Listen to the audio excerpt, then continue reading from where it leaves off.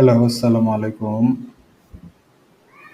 এ পর্যায়ে আমরা দেখব কিভাবে একটি ইউআরএল থেকে ডোমেইন নেম বের করে ফেলতে পারি আমরা। ঠিক আছে? তাহলে এই কাজটা আমরা কিভাবে করতে পারি?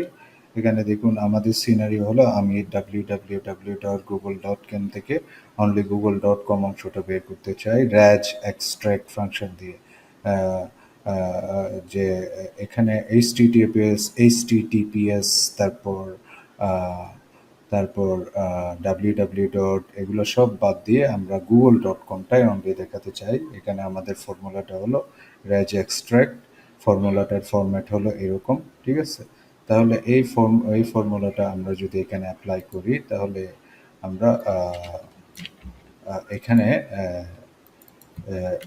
google.com এইটা রিটার্ন করতে পারি। তাহলে এই যে দেখুন raj extract, ওকে? আমার সেল হলো A9, ওকে?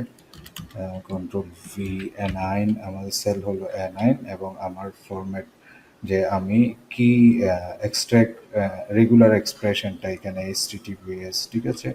তারপর এখানে কোয়েশ্চেন মার্ক, এখানে কলন, তারপর স্ল্যাশ, ওকে?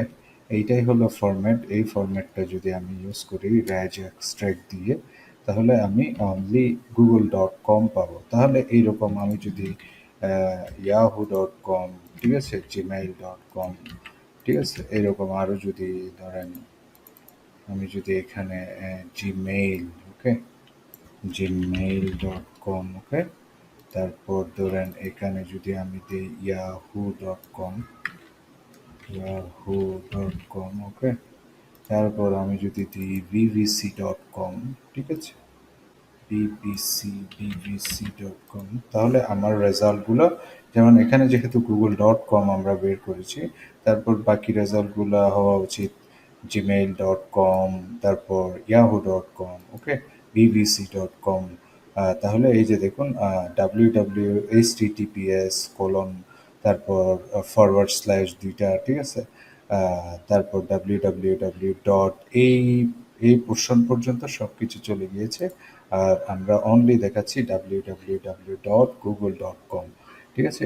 আশা করছি বুঝতে পেরেছেন কিভাবে কাজগুলো হচ্ছে। সো নেক্সট আরেকটি ভিডিওতে দেখা হবে ইনশাল্লাহ। সে পর্যন্ত ভালো থাকুন। আসসালামু আলাইকুম।